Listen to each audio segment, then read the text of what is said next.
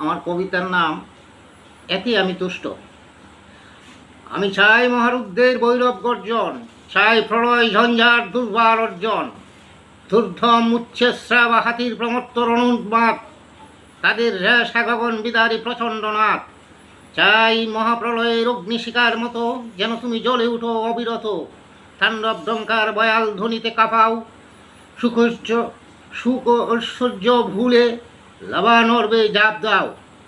থামিও না তোমার মহাবিদ্রোহের সমররথ, যদিও পেয়ে থাকো কণ্টক পথ।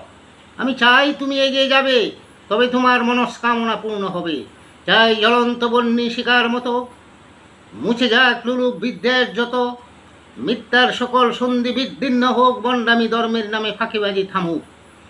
আমি চাই মহাপ্রলয়ের মহালুরণ, কপটতা প্রবঞ্চনা লৌকিকতার পরিবর্তন প্রয়োজন।